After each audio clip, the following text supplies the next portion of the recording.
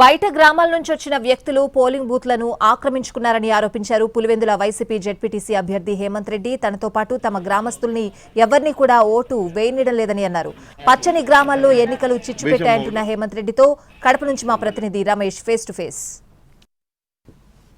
ZPTC ఎన్నికల్లో YCP అభ్యర్థిగా పోటీ చేస్తున్నట్టు హేమంత్ రెడ్డి మనతో ఉన్నారు. జెడ్పీటీసీ ఎన్నికల సరళిపై ఆయనతో మాట్లాడే ప్రయత్నం చేస్తాం. సార్ చెప్పండి, ప్రధానమంత్రి చూస్తున్నాం ఈరోజు జరుగుతున్నటువంటి ఉప ఎన్నికలు ఎలా జరుగుతున్నాయి? మీ అభ్యర్థులు కానీ తర్వాత మీ ఏజెంట్లు అందరూ కూడా కూర్చున్నారా? మా ఏజెంట్లు ఒకరు కూడా కూర్చోలే, మమ్మల్ని అసలు బయటికి రానిలే. మేము ఇంట్లోనే ఉన్నాము. పొద్దున తెల్లారుజామున 4 నుంచి మా మీద దాడులే జరుగుతున్నాయి. మా ఊరు చుట్టుకారం ఎంత లేదన్నా 900 మంది మనుషులు ఉన్నారు. మా ఇంటికాడ 120 నుంచి 130 మంది మనుషులు ఉన్నారు. మాకు 100 మీటర్ల దూరంలో దాదాపు 150 మంది మనుషులు పెట్టుకున్నారు. ఆ నుంచి పోలింగ్ బూత్ దగ్గరలోనే, పోలింగ్ బూత్కి 50 మీటర్లు కూడా ఉండదు, 40 మీటర్లు 30 మీటర్లు కూడా ఉండదు. ఆడ ఒక డిన్నర్ ఏర్పాటు చేసి ఆడ 200 నుంచి 300 మంది మనుషులు ఉన్నారు. ఆ నుంచి అట్లా రూములో ఉంది, ఆ నుంచి పోలింగ్ బూత్ నుంచి అట్లా పైకి ఆడ దాదాపు 300 మంది మనుషులను పెట్టుకున్నారు. 20-30 మీటర్ల దగ్గరలోనే ఆడ 300 మంది మనుషులు. ఏం చేయాలని ఉన్నారు? ఎలక్షన్ కమిషన్ చేయాలని ఉందా ఎలక్షన్? లేదంటే వాళ్ళకి కట్టబెట్టాలన్నట్టుకుంటే కట్టబెట్టండి. ఎందుకు ఎలక్షన్లు పెట్టి ఎలక్షన్లు చేసి ఉండూరులో ఉండే వాళ్ళందరినీ బాగున్న ఊర్లను గబ్బట్టియాకండి. ఈ సాంప్రదాయము మంచిది కాదు. ఎవరికైనా సరే, మీకైనా సరే మంచిది కాదు, మాకైనా సరే మంచిది కాదు. ఎందుకు ఊరికి అనవసరంగా లేనిపోని రచ్చలు చేసి ఊర్లలో బాగున్న ఊర్లో గబ్బు పట్టియాకండి. ఏదో పాడి పంట పెట్టుకొని అందరూ బాగా రైతులు అందరూ బాగున్నారు, పొద్దున లేచి అన్న తమ్ముళ్ళు అని అందరూ అనుకుంటున్నారు. రేపు పొద్దున ఎదురు వచ్చే మాట్లాడే స్థితిలో కూడా లేరు. వాళ్ళు లేరు, మేము లేము. ఇవే కదా కొట్లాటలు ప్రేరేపించేది. ఇప్పుడు అదే మా ఊర్లో ఎలక్షన్ కమిషన్ నిలబడుకొని, ఎవరైనా సరే ఎలక్షన్ కమిషన్ నిలబడుకొని మా ఊరు మొత్తం రీపోలింగ్ పెట్టమను, మా ఊరు మొత్తం మళ్ళీ జరపమను, ఎవరిని వేరే ఊర్లను రాకుండా జరపమను, స్వచ్ఛందంగా ఓట్లు బెయినీమను. ఏం జరుగుతుందో బెయినిచ్చి తెలుస్తుంది. అంటే దీన్ని బట్టి మీరు రీపోలింగ్ డిమాండ్ చేస్తున్నారని చెప్పి అనుకోవచ్చా? రీపోలింగ్ డిమాండ్ చేర్చడం అనేది కదా, వాళ్ళు చేసే పని ఆల్రెడీ చేసేసినారు. ఓట్లు గుద్దుకున్నారు, వాళ్ళు ఇష్టం వచ్చినట్టు వాళ్ళ పని వాళ్ళు చేసుకున్నారు. మేము చెప్పేదే ఉండదు, ఏదైనా ఇదే పరిస్థితే ఉంటుంది, ఇదే విధంగానే చేస్తారు.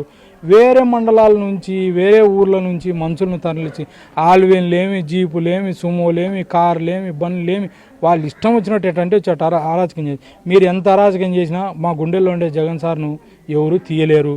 జగన్ సార్ను పులివెందుల్లో మీరు ఓడించినామని ఈ బుద్ధు ఆనందపడాల్సిందే తప్ప రేపు పొద్దున ఎలక్షన్లు జరుగుతాయి. మళ్ళీ ఈ 9 నెలలు దాటిన తర్వాత జరగవా? అన్ని మండలాలలో జరుగుతాయి కదా, అప్పుడు గెలుచుకోగలుగుతారా మీరు? ఈ బుద్ధు ఒక మండలం 2 మండలాలు కాబట్టి ఏదో మీరు చేయాల్సినదంతా చేయగలుగుతున్నారు.